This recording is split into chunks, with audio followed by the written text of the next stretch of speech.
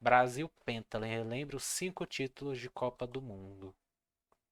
Eurofute, 33 A minutos. primeira a ganhar 5 vezes a Copa do Mundo. A seleção brasileira é considerada por muitos como a melhor do mundo. No vídeo de hoje, a gente vai fazer uma pequena viagem pela história, relembrando todos os 5 títulos de Copa do Mundo do Brasil. Se você é brasileiro, acho que vai gostar bastante do vídeo. O garoto Ele gosta pode ficar pouco de pouquinho futebol, longo, hein? mas tentamos fazer de uma forma bem especial, beleza? Então senta confortavelmente aí e bora começar. Ai não, tá tranquilo, vou tomar uma Copa da FIFA não. A Copa do Mundo de 1958, sediada na Suécia, chegou com uma geração brasileira que carregava nas costas o peso de tentar lavar a alma do torcedor. Isso porque os brazucas tinham sofrido um enorme trauma na Copa de 50, quando sediamos o torneio, e no jogo decisivo do quadrangular final, quando o Brasil pegou o Uruguai, podendo ser campeão mundial, para um público estimado em mais de 200 mil pessoas na época. A derrota veio de virada, e a gente viu o Uruguai campeão dentro do Maraca. Esse episódio ficou conhecido como Maracanaço e foi um baque tão grande para a seleção brasileira que fez o Brasil abandonar a cor branca do uniforme que usava até então e adotar o amarelo que usamos até hoje. Em 1958 vivíamos uma era muito diferente. O Brasil não era temido no mundo da bola como vem sendo já há décadas. A Copa do Mundo existia desde 1930, mas o Brasil jamais tinha sido campeão. O que havia de diferente em 1958 era aquilo que é mais decisivo dentro das 4 linhas: jogadores de qualidade. O técnico Vicente Feola contava com uma boa geração de caras já com experiência, como o capitão da seleção, Bellini, também Didi, Zito, Djalma Santos, Vavá e o Zagallo, esse que se tornaria o técnico da seleção brasileira no futuro. Mas além desses caras, o Brasil tinha uma dupla que jamais seria derrotada quando ambos jogavam juntos. Estamos falando simplesmente de Pelé e Mané Garrincha. Claro, hoje em dia é muito fácil falar sobre Pelé, mas em 1958 ele foi para a Copa do Mundo com apenas 17 anos. Tenta imaginar um cenário em que hoje no futebol brasileiro surge uma promessa e com apenas 17 anos vai para a Copa e o cidadão simplesmente destrói. Foi o que aconteceu em 58, algo simplesmente de outro mundo. Mas isso não foi do dia pra noite. Pra vocês terem uma ideia, em 1958, tanto o Pelé quanto o Garrincha começam no banco na Copa do Mundo. Eles amargam a reserva na estreia contra a Áustria e depois no empate sofrido em 0 a 0 contra a Inglaterra. Foi apenas no terceiro jogo da fase de grupos contra a União Soviética que eles entraram no time titular e aí não saíram mais. Principalmente porque a partir da fase de mata-mata, o garoto Pelé começou a mostrar quem era pro mundo inteiro. Naquela época, a Copa do Mundo tinha menos participantes e assim a fase de mata-mata começava direto nas quartas de final, onde o Brasil foi para enfrentar o País de Gales. Uma vitória suada, dura, por 1 a 0 com gol de quem? Adivinha? Foi dele mesmo, do Pelé. E isso poderia ter sido sorte de principiante, um garoto de 17 anos aproveitando uma chance e fazendo um gol. Mas Pelé deixaria claro para todos que aquilo era só o início. O Brasil vai pegar a França nas semifinais e trucida os franceses com uma vitória de 5 a 2 e 3 gols do futuro rei do futebol. Sim, 17 anos, metendo um hat-trick em semifinal de Copa contra a França. Eu já disse que ele tinha apenas 17 anos. Depois de confirmar a ida para a final, o Brasil ainda tinha que superar o trauma de 50, naquela derrota dolorida dentro de casa. Mas em 58, a situação era praticamente oposta. No dia 29 de junho, no estádio Hassunda, nós estávamos jogando a Copa do Mundo na Suécia, para enfrentar na final justamente a seleção dos suecos. Parecia que o pesadelo poderia se repetir quando apenas com 4 minutos de jogo o sueco Lidholm abre o placar para os caras. Mas como falamos no começo, em 58 a geração era diferente. A gente tinha Garrincha. Uma jogada genial pela ponta direita, ele cruza deixando o Vavá em condições de só empurrar pro gol, o Brasil empatava e dali pra frente os ânimos se acalmaram. O Brasil botou a bola debaixo do braço e começou a dar uma aula de futebol. Vavá de novo virou o jogo aos 32 minutos, novamente com assistência do Garrincha, num gol inclusive muito parecido com o primeiro, e o Brasil foi pro intervalo vencendo. No segundo tempo, Pelé decidiu que não ia mais ter jogo, e aos 56 minutos ele faz um dos gols mais antológicos de toda a história da Copa Nossa, mas e do era futebol, triste a recebendo qualidade na área, gráfica dando um dessa época, chapéu no zagueiro adversário Olha só. e fuzilando pro gol sem chance pro goleiro. Você não Um consegue gol nem que a ver a gente cara pode dos ver bichos. e rever de novo mais de 100 mil vezes e ele nunca vai deixar de ser espetacular. E já falamos que foi feito por um garoto de 17 anos numa final de Copa do Mundo. Zagallo meteu o quarto gol aos 68 minutos e aos 80 os suecos até tentam reagir fazendo o segundo deles. Mas no fim, Pelé inicia uma jogada com um passe de calcanhar e depois aparece na área para finalizar e fechar o caixão. Brasil 5-2 e Brasil campeão mundial pela primeira vez na sua história. Bellini foi o primeiro capitão brasileiro a levantar o troféu Jules Rimet naquela conquista que seria apenas o início do reinado de Pelé no mundo do futebol e que seria apenas a primeira das 5 que o Brasil até hoje é o único a ter Ó, conseguido. já foi uma, falta 4 só. Chile 62. Se o Brasil chegava com traumas e inseguranças para o Mundial de 58, para a Copa de 1962 no Chile, a situação era oposta. Pelé e Garrincha chegavam como dois dos melhores jogadores do mundo, mais experientes, consolidados e líderes de uma seleção que chegava cheia de moral, não em busca do seu primeiro título, mas sim de um bicampeonato. O comando técnico não pertencia mais a Vicente Feola, ele havia sido substituído por Aimoré Moreira, que decidiu basicamente dar continuidade ao trabalho do seu antecessor. O retrato disso é que na estreia da Copa do Mundo de 62, 9 titulares tinham começado jogando na final da Copa de 58. Num grupo com Tchecoslováquia, México e Espanha, não havia dúvidas que o Brasil era favorito. E isso se confirmou com uma boa estreia contra o México com gols de Pelé e Zagallo. Mas no segundo jogo, um grande baque. Contra a Tchecoslováquia, Pelé se lesionou. E não foi apenas um incômodo muscular ou algo do tipo. Foi uma lesão que tiraria o rei de todo o restante da Copa. Para piorar, o Brasil empatou aquela partida em 0-0, o que levantava dúvida. Será que sem o Pelé vai dar? Imagina como seria perder Romário em 94 ou Ronaldo em 2002. Um desfalque aterrador. O escolhido para o lugar do Pelé foi um camarada chamado Amarildo e ele não decepcionou. No terceiro e último jogo da fase de grupos, ele marcou os 2 gols que deram a vitória pro Brasil sobre a Espanha por 2-1. Amarildo provaria que naquela Copa de 62, o Brasil poderia se dar ao luxo de algo inacreditável, perder Pelé. Isso porque ao lado do rei jogava outro craque geracional, Mané Garrincha. E logo nas quartas de final, a seleção canarinha despacha a Inglaterra por 3-1, com 2 do Mané e 1 do Vavá. Nas semifinais, o Brasil repetiria o que aconteceu na Suécia e enfrentaria os anfitriões do torneio, o Chile, com Garrincha novamente metendo o jogo no bolso, marcando 2 gols que com mais 2 do Vavá geraram um 4-2 para cima dos chilenos. A vaga para a final estava carimbada e no dia 17 de junho de 1962, no Estádio Nacional do Chile, o Brasil então em busca do seu bicampeonato. A decisão foi justamente contra a única equipe que o Brasil não tinha conseguido vencer na Copa, a Tchecoslováquia, naquele jogo em que o Pelé se machucou. E assim como na final de 58, os adversários começaram melhor e marcaram um gol logo no começo, com o Masopust infiltrando na área e só tendo o trabalho de tirar do goleiro. Mas quis o destino que Amarildo, o camarada que substituiu Pelé, empatasse o jogo com uma jogada brilhante na ponta esquerda e uma finalização cruzada. No segundo tempo, o Brasil mostra a sua superioridade. Amarildo, que jogava no Botafogo naquela época, assim como o Garrincha, faz mais uma jogada brilhante na ponta e cruza no segundo pau, na cabeça do Zito, que virou o jogo. E pra fechar a conta, o goleirão da Tchecoslováquia entrega a paçoca e o Vavá não perdoa. Brasil 3-1, bicampeão do mundo de forma incontestável, superando a adversidade de perder o seu melhor jogador por praticamente todo o torneio. Com aquela conquista, o Brasil alcançava Itália e Uruguai, que também tinham vencido 2 Copas do Mundo cada um. E a partir então de 1962, nenhuma seleção jamais conseguiu ficar acima do Brasil na lista de maiores campeões da Copa do Mundo.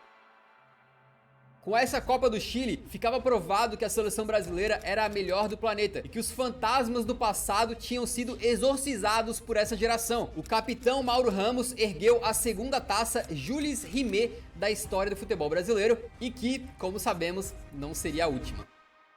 Se você tá curtindo esse vídeo, saiba que esse canal aqui, o Eurofut, está comprometido em criar muito conteúdo sobre Copa do Mundo. Então, para ter certeza que você não vai perder os próximos vídeos, faço o convite para você se inscrever no canal. É só clicar no botão vermelho que está embaixo do vídeo e, se possível, ligar o sininho das notificações. Assim você não perde nenhum outro vídeo de Copa que a gente lançar. E eu acho que você vai gostar muito das produções que a gente faz aqui. Se você não gostar, depois é só se desinscrever, não tem problema nenhum. Mas dá esse voto de confiança pro nosso trabalho, beleza? México, 70.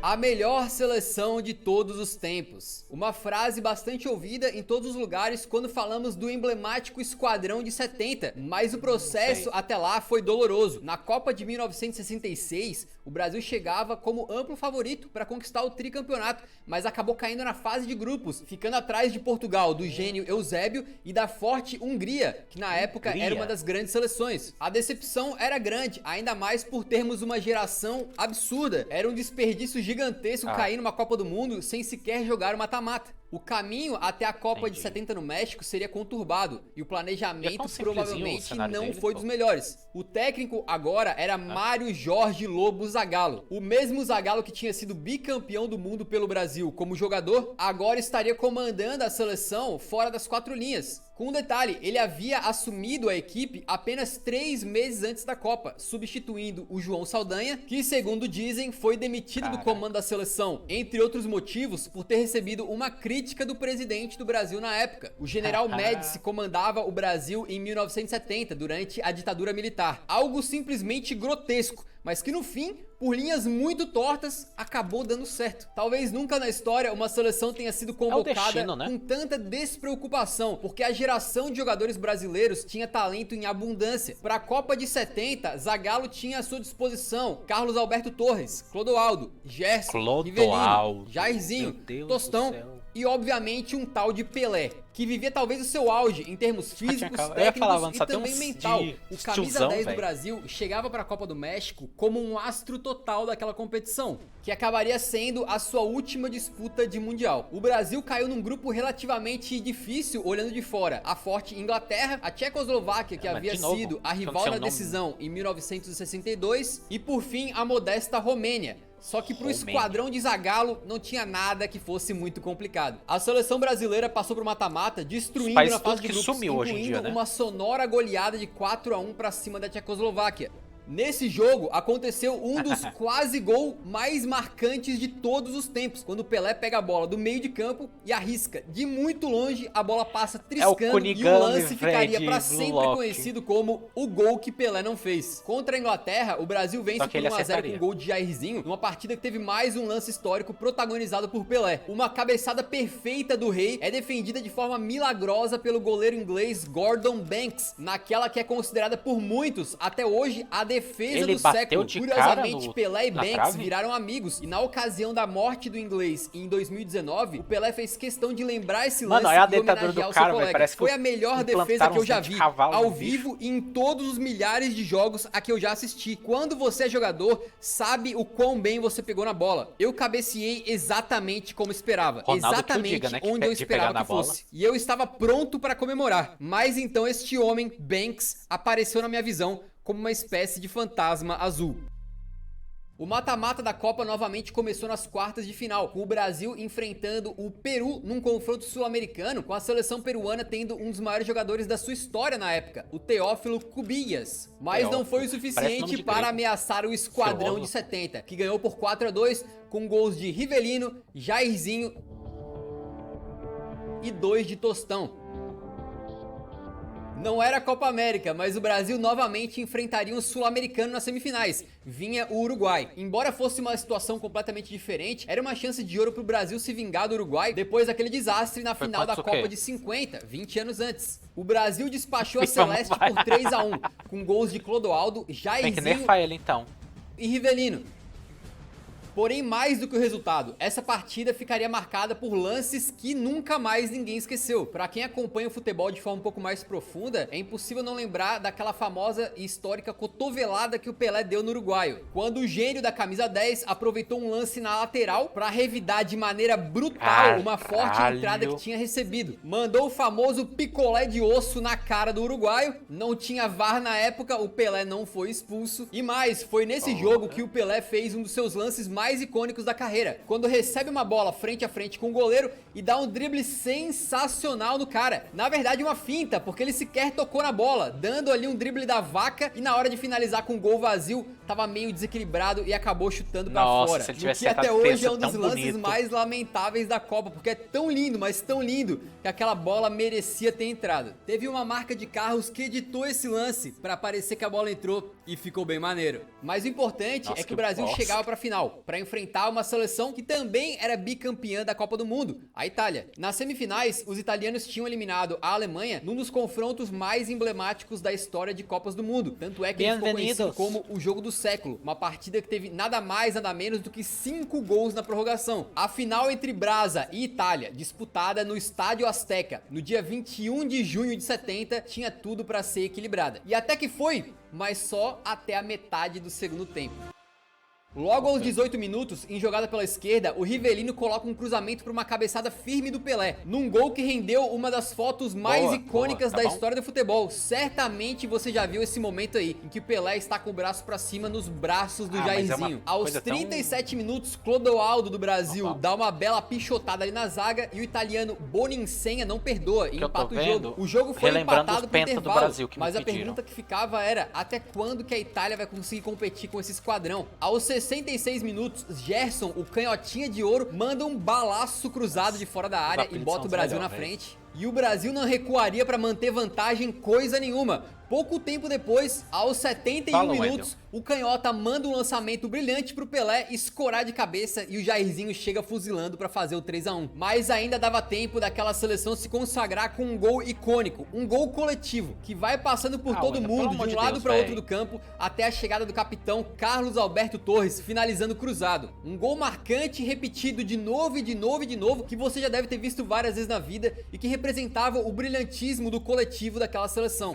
Brasil 4, Itália 1. Uma das vitórias mais acachapantes das finais de Copa do Mundo, que apenas confirmou o que já se sabia. O Brasil de 70 era imparável. Não havia adversário à altura. E não foi à toa que o Brasil encerrou aquela Copa com 100% de aproveitamento. Nessa jornada, Jairzinho meteu gol simplesmente em todos os jogos da Copa do Mundo. Zagallo se tornou a primeira pessoa no planeta a conseguir ganhar a Copa, tanto como jogador quanto como treinador, e Pelé se tornava ali o primeiro e até hoje o único jogador da história a vencer 3 Copas do Mundo.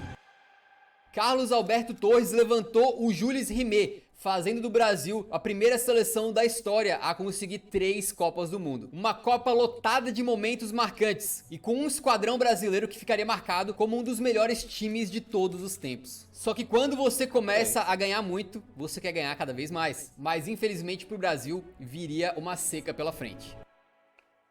Foi 70 isso, né? Caraca, são em 94 agora.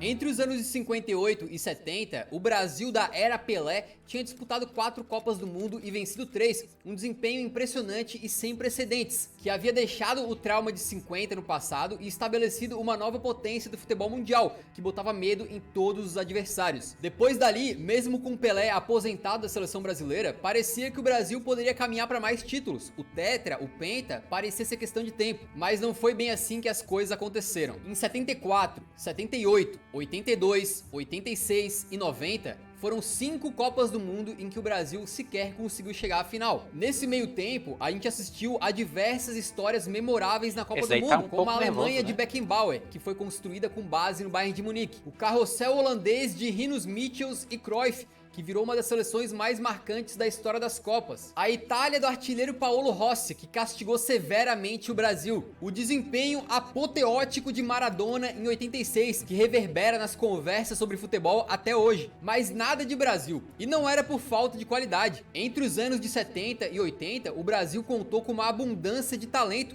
jogadores históricos e cracassos como Sócrates, Zico, Olha Rivelino, só, Paulo os Roberto calvos Falcão, sumiu. Dinamite, Leandro, Júnior, Cerezo e muitos outros, mas apesar de ter muitos craques à disposição, sempre faltava algo. 1994 marcava o aniversário de 24 anos do Tri. A pressão em cima daquela geração era grande. Como podia o todo-poderoso Brasil ficar tanto tempo longe de uma final de Copa? Para piorar, a classificação para aquele Mundial de 94 nos Estados Unidos não foi tranquila. Nosso melhor jogador na época, Romário, estava afastado da seleção brasileira por desentendimentos com a comissão técnica, mas teve que voltar no finzinho das eliminatórias para salvar o Brasil, num jogo emblemático contra o Uruguai, que talvez tenha sido um divisor de águas para aquele time. Mas apesar dos fortes valores individuais que tínhamos, a seleção de 94 talvez não fosse das mais empolgantes. Tafarel, Ricardo Rocha, Mauro Silva, Dunga, Zinho e a sensacional dupla Bebeto e Romário. E muitos outros ótimos jogadores, mas era consenso, e talvez até hoje seja, que esse esquadrão de 94, em termos de qualidade, era inferior até mesmo a de outras seleções brasileiras que não ganharam a Copa. A empolgação não era das maiores, e dá pra dizer que aquela seleção, comandada pelo Carlos Alberto Parreira, era desacreditada por muitos. Mas o fato é que o time passou a ser extremamente sólido. No grupo com Rússia, Suécia e Camarões, passou com 2 vitórias e um empate. Apenas um gol sofrido, 6 gols marcados. Romário, que até pouco tempo atrás estava fora da seleção brasileira, marcou em todas as 3 partidas. Para essa Copa de 94, a fórmula já tinha mudado e o mata-mata começava nas oitavas de final, quando o Brasil foi enfrentar mais uma vez o anfitrião, os Estados Unidos. A partida foi muito complicada, o time do Parreira não fazia um bom jogo e Leonardo ainda foi expulso no final do primeiro tempo, a ponto do histórico Léo Batista dizer o seguinte: chegava a ser inacreditável. Enquanto os brasileiros erravam a maioria dos passes, os americanos tocavam a bola com habilidade. Esse jogo tava tão esquisito que o Romário, um dos atacantes mais letais da história do esporte, recebeu uma bola, driblou o goleirão americano e desajeitado chutou pra fora com o gol vazio. Mas viria dos pés dele a jogada pro gol de Bebeto, que sacramentou a vitória magra por 1-0, de um jogo que acabou sendo extremamente perigoso, mas o Brasil superou esse susto. Nas quartas de final, mais um momento de arrepiar pro torcedor brasileiro. O Brasil enfrentava a Holanda e Romário abriu o placar num cruzamento do Bebeto. O segundo gol brasileiro, marcado pelo próprio Bebeto, rendeu aquela comemoração icônica em que ele homenageia o filho que esperava na época, feto que depois viria a se tornar o jovem Matheus, que jogou aí no Flamengo e no Sporting de Portugal. Mas apesar desse ser o gol do 2-0, o Brasil cederia o empate para a Holanda, deixando aquele jogo muito arriscado e com a vitória só vindo mais pro final. Em outro lance emblemático, aos 80 minutos de jogo, Branco cobra uma falta de muito longe, numa bola que, repare, quase bateu no Romário antes de entrar. O baixinho tirou a bunda do caminho, e se não tivesse feito isso, provavelmente a bola teria desviado. Com aquele 3-2, o Brasil iria pra semifinal novamente para enfrentar a Suécia numa Copa. Romário repetiu aquele lance contra os Estados Unidos, tirando do goleirão e perdendo o gol com a meta vazia, mas dessa vez foi um defensor sueco que apareceu em cima da linha para tirar. Só que o Romário era um cara que poderia perder uma chance, mas ele não perderia 2. No final, já aos 80 minutos, o baixinho Romário, no alto do seu 1,67 m, apareceu na área entre os grandalhões zagueiros suecos para mandar de cabeça, decidindo e devolvendo a seleção brasileira para uma final de Copa do Mundo 24 anos depois daquela Copa de 70. Boa, parabéns. Em 17 de julho, no Rose Bowl, mais uma vez quis o destino que Brasil e Itália se enfrentassem valendo a Copa do Mundo. Assim como tinha sido na Copa de 70, também valia a hegemonia. A seleção que vencesse seria a primeira tetracampeã da Copa do Mundo. A fortaleza italiana tinha simplesmente Baresi e Maldini na zaga. Os caras tinham Donadoni no meio. Era um jogo dificílimo e foi isso que se viu dentro de campo. Com duas equipes extremamente disciplinadas e com boas defesas, o que se viu foi ambos os times tentando finalizar muito de fora da área. O 0-0 levou o jogo pra prorrogação, até que Romário recebeu livre no segundo pau, só precisando empurrar pro gol e chutou pra fora. É louco ver como alguns lances são esquecidos depois do resultado. Romário indiscutivelmente foi o craque daquela Copa do Mundo, mas se o Brasil tivesse perdido, talvez ele fosse cobrado até hoje. Mas a gente sabe muito bem que o atacante cobrado pela derrota naquela final foi outro. Com o 0-0 também na prorrogação, a disputa foi pra cobrança de pênaltis. Como diria o Galvão, Baresi começou isolando, bom pro Brasil, só que Dá o nem goleirão pra ver o que tá Paluca acontecendo. pegou logo em seguida o chute de Márcio Santos, então a vantagem não durou nada. Os demais cobradores fizeram sua parte e colocaram sempre a bola na rede, até Massaro parar em Tafarel, dando a oportunidade do Brasil ficar na frente. E o Brasa sequer precisou cobrar a quinta penalidade, porque na quinta dos italianos, o craque Roberto Baggio partiu com confiança e mandou a Chutou bola pra pra fora. fora do estádio. O Imaginei. grito que estava entalado na garganta há 24 anos finalmente é daí, pôde ser então. solto. Dunga ergueu a taça do Tetra, que não era mais a Jules Rimet, era essa mais moderna que conhecemos hoje em dia. O Brasil, comandado por Parreira, garantia o 4º título de Copa do Mundo, Beleza, falta só estando um mais agora. uma vez, de forma isolada, no topo da hierarquia de seleções no futebol mundial. Coreia do Sul e Japão. Oxe, aconteceu em 2 países.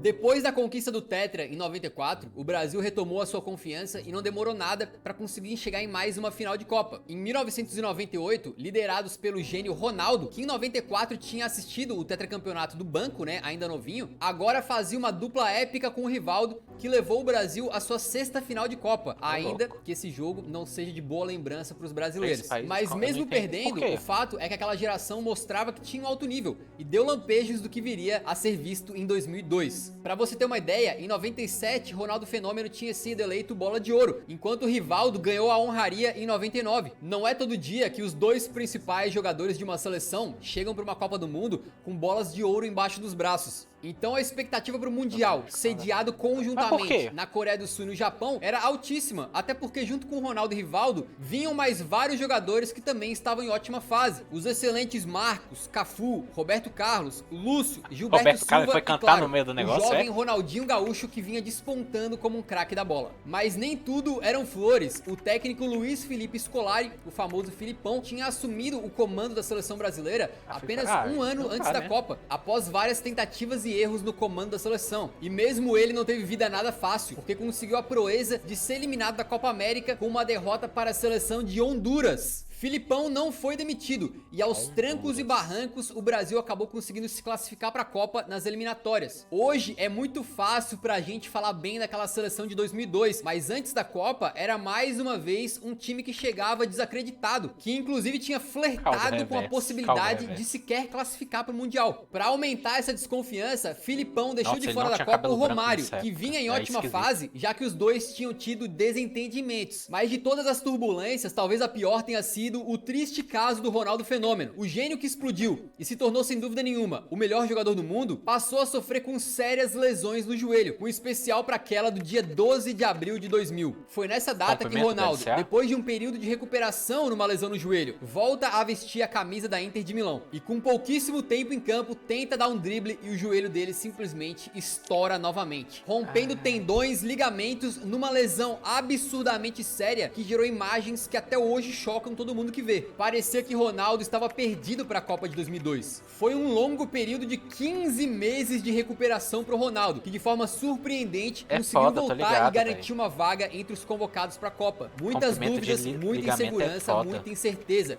E foi assim o caminho traçado até o Penta.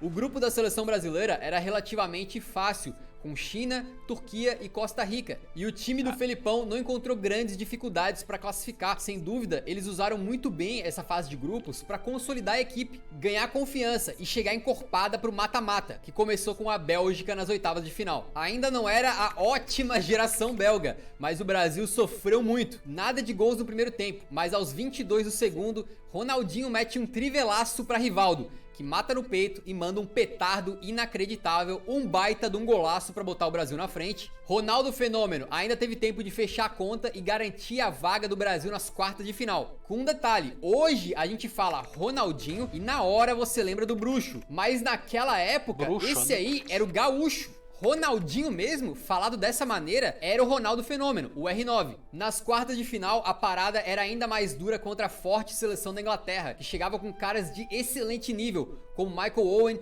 David Beckham, Campbell, Ashley Cole e Paul Scholes. Não era flor que se cheirasse, e logo aos 22 minutos de jogo, o Lúcio tem uma falha bizonha e o Owen abre o placar para os ingleses. Mas naquele dia, Ronaldinho, o gaúcho, estava inspirado. E depois de uma jogadaça pelo meio, com direito a pedalada e tudo, ele rola pro Rivaldo empatar o jogo.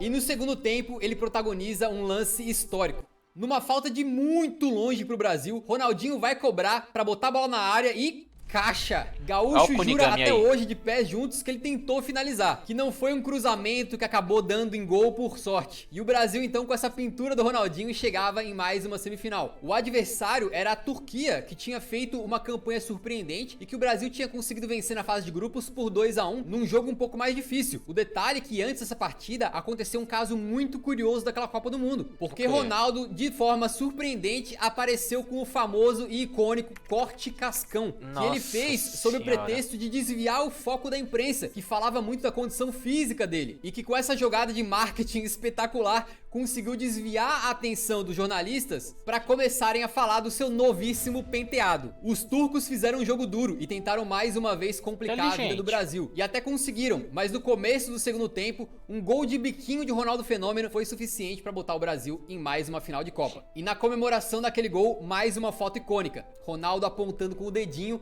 com o corte cascão. No dia 30 de junho de 2002, no Estádio Internacional de Yokohama, o Brasil se preparou então para enfrentar a temida Alemanha na final da Copa. Um time que talvez, de nome para nome, não tivesse tantas valências individuais como a seleção brasileira, mas que, apesar de tudo, era a Alemanha. É sempre uma seleção que não dá para subestimar. Só que se a Alemanha é a Alemanha, Ronaldo Fenômeno é Ronaldo Fenômeno. Após um primeiro tempo equilibrado, no segundo, aos 67 minutos de jogo, um lance que pra mim chega a arrepiar os cabelos tudo, cara. Ronaldinho, o Fenômeno, que vinha de uma lesão seríssima, tava tão no topo do mundo, tão voando, tão recuperado, que pega a bola, tenta passar no meio de dois, cai, levanta, desarma o adversário, passa pro Rivaldo, que mete um canhotaço pro gol, e o resto vocês já sabem. O experiente goleirão Kahn bate roupa e Ronaldo tava lá pra completar. Um gol que certamente você já viu muito a parte final, mas que poucas vezes a gente lembra do começo. O início do lance tem drible, queda, recuperação, desarme, arrancada e finalização. É muita informação de uma vez só. Para um jogador que um ano antes nem tinha joelho direito. E não parou por aí, já que na reta final do jogo, aos 79 minutos, o Kleberson avança pela meia direita e toca no meio pro Rivaldo. O craque Brazuca faz um lindo corta-luz, deixando o Ronaldo de frente pro gol para finalizar, no cantinho de Oliver Kahn, num lance que é quase um crime não contar como assistência pro Rivaldo, né? E que decidiu de vez a parada, dando o pentacampeonato para o Brasil. Cafu foi o último capitão brasileiro a erguer uma taça de Copa do Mundo, numa cena que até hoje, para os amantes de futebol, tá muito na memória. A comemoração do título também rendeu aquela foto icônica em que Ronaldo e Rivaldo estão beijando a taça da Copa do Mundo ao mesmo tempo. Eles que foram os craques daquela Copa. Superação absurda de Ronaldo Fenômeno e, por que não, de toda a seleção brasileira, que 2 meses antes passava por uma gigantesca crise. Acabou! É penta! Gritou o Galvão Bueno, repetindo aquele histórico grito do Tetra. E o Brasil então se tornava a primeira seleção da história a ganhar 5 Copas do Mundo.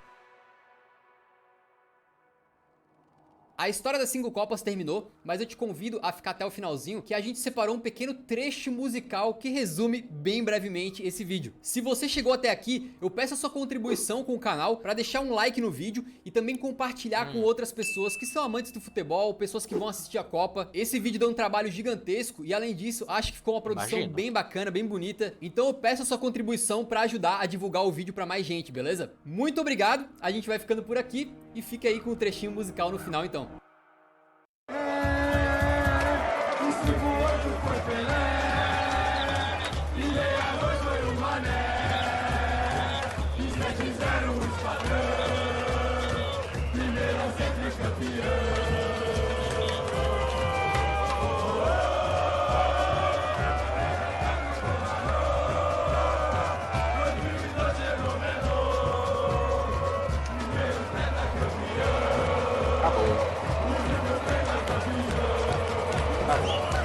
Ser sincero, foi menos monótono do que eu achei que seria, viu, Arthur? Menos monótono do que eu achei que seria.